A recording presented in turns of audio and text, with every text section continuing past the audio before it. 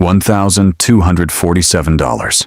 Not your savings, not your emergency fund, just your balance. You check it at 11:43 p.m. The room is quiet except for the hum of a cheap fan in the corner. You're lying on a mattress you bought secondhand off Facebook Marketplace. It still smells faintly like someone else's life. You refresh your banking app. 11:44 p.m. Still $1,247. You weren't expecting it to change, but you checked anyway. Because at this level, money isn't math. It's a feeling, and the feeling doesn't switch off. You've got $31,000 in student loans. Another $4,200 sitting on a credit card that quietly grows every month. Your next paycheck hits Friday, but it's already gone. Rent, bills, groceries, minimum payments. The money has directions before it even arrives. You are 23 years old, and you keep telling yourself you're not behind. But every decision says otherwise. At the grocery store, you don't shop. You calculate. You stand in the aisle longer than necessary, comparing price per ounce like it's a life skill. You pick something up, then put it back. Olive oil becomes optional. Name brands feel irresponsible. You tell yourself it doesn't matter, but it does. You split a streaming subscription with someone you don't even talk to anymore. Not because you want to, but because canceling feels like losing ground. That's what zero feels like. It's not dramatic, not cinematic. No violins in the background. It's quiet. A low, constant hum of numbers running underneath everything you do. You don't talk about money. Nobody does at this level. But everyone's running the same mental math. You check your bank account more than your messages. You know your routing number by heart. You move $200 into savings just to feel like you're making progress. Then move it back 3 days later when reality catches up. At this level, money isn't a tool, it's oxygen. And you can't always tell if you have enough. Here's the first rule nobody tells you. At zero, your financial life is emotional. Every decision feels urgent. Every mistake feels permanent. And emotional decisions don't compound in your favor. They spiral. Then something shifts. Not dramatically. Not overnight. You get a raise. Nothing crazy. About $6,000 a year. On paper, it looks meaningful. In reality, it lands as roughly $387 extra per month after tax. For a few hours, you feel different. Lighter. Safer. Maybe even ahead. Then life corrects you. Your car needs brakes. $900. Just like that. The raise disappears before it ever had a chance to matter. That's when you learn your first real financial lesson. Expenses expand to fill whatever space you create. Not because you're reckless, but because life is relentless. Still, something small happens. You pay off a credit card. $1,200. Gone. You stare at the zero balance longer than you expected. You take a screenshot. You don't send it to anyone. Because nobody would understand why that number matters so much. But it does. Because for the first time, something moved in the right direction because of a decision you made. Not because of luck, not because of timing. That's the beginning. Fast forward 3 years. You're 26 now. Your savings hit $10,000 for the first time in your life. 5 figures? It shouldn't feel like a big deal, but it does. You check the number constantly for the first week. Not out of fear this time, but disbelief. You don't invest it. You don't spend it. You just let it sit there. Because mentally, you've crossed a line. You feel like a different person. You're not, but it feels that way. And feelings drive behavior. You start reading, not motivational quotes, not hustle culture noise, actual books, real information. You learn what an index fund is. You open a brokerage account. You stare at it for 3 weeks before doing anything. Then you invest $1,500. The market dips the next day. Of course it does. You think about pulling it out. You hover over the sell button longer than you'd like to admit, but you don't. And that moment, quiet, invisible, easy to miss, that's where things actually change. Because you just made your first decision based on logic instead of fear. That's the real upgrade. You're making around $68,000 now. Not rich, but stable. Your savings climb to $40,000. You've got a Roth IRA you consistently contribute to. You've built an emergency fund. You're doing everything you were told to do. Save, budget, Avoid lifestyle creep. From the outside, it looks like you figured it out. But then one night, you sit down and actually run the numbers. Not roughly, not optimistically, honestly. You project your current path out 30, 40 years. You calculate returns, contributions, inflation. And when you see the final number, something shifts. Because it's fine. It works. It's safe. But it's not what you thought it would be. Not even close. That's when you hit what most people never talk about.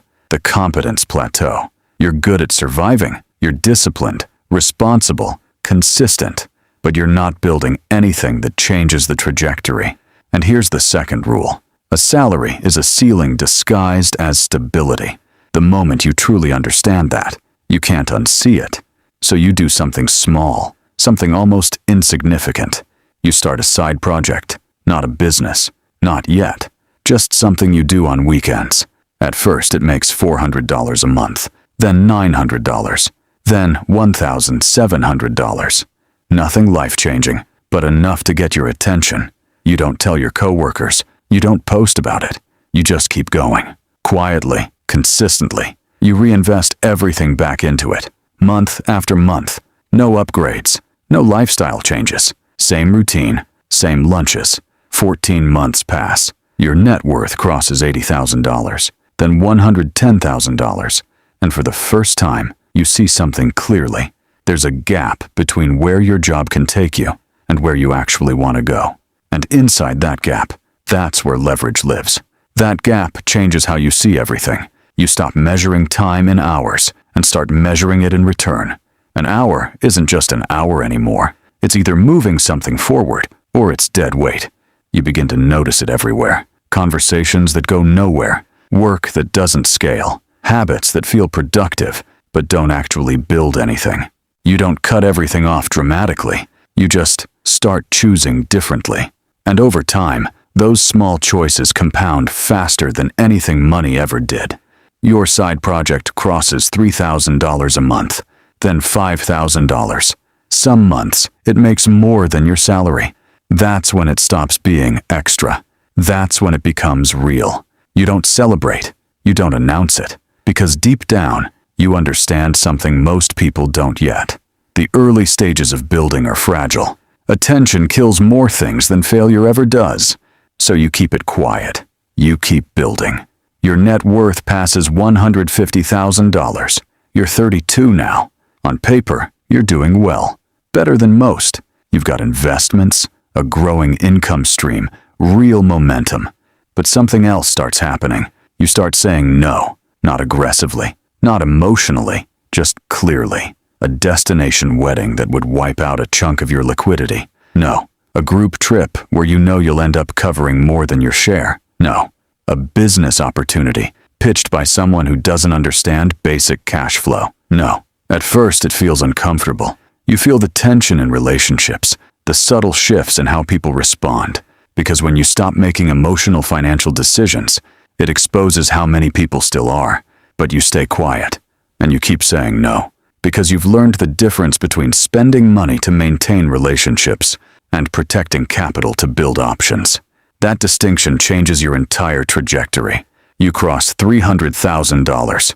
And this is where things get interesting. Because your money starts behaving differently. It's no longer just something you manage. It starts responding. You make an investment that returns $22,000 in under a year. Another one loses $9,400.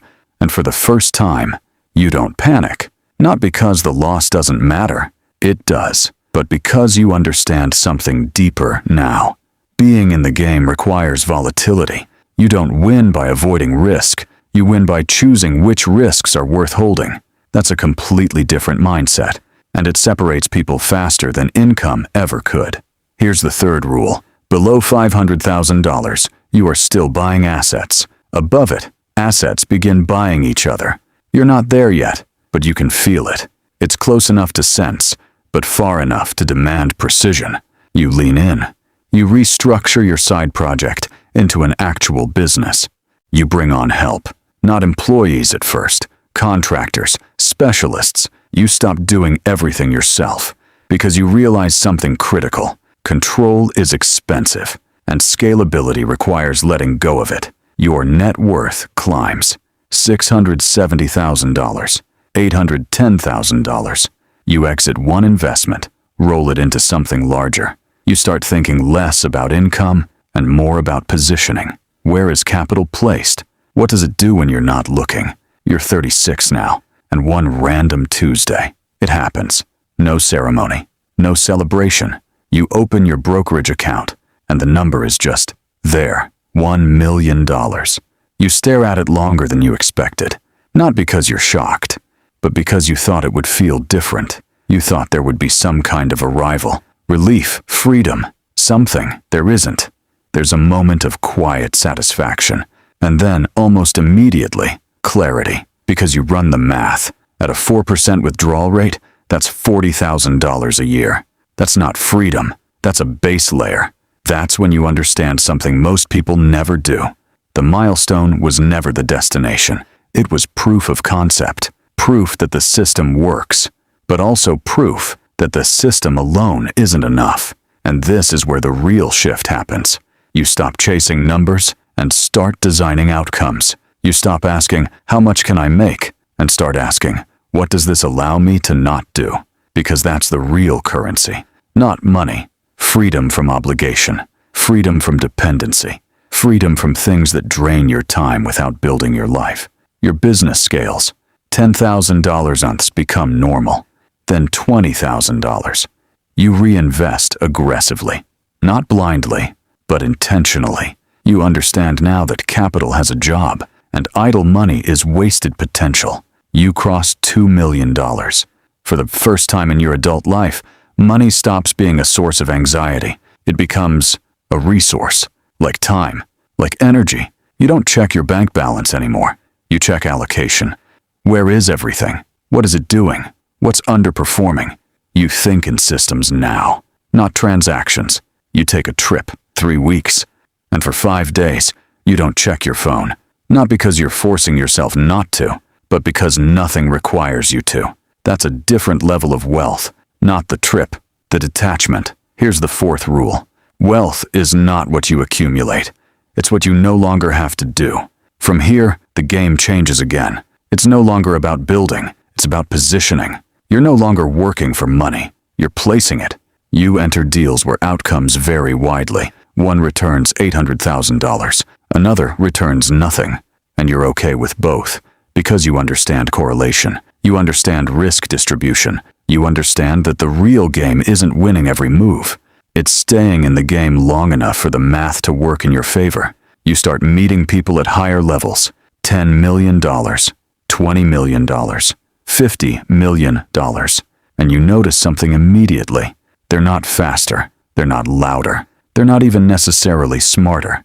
They're just more patient. They don't chase. They position.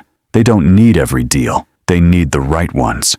And slowly, you become one of them. Not by copying what they have, but by thinking the way they think.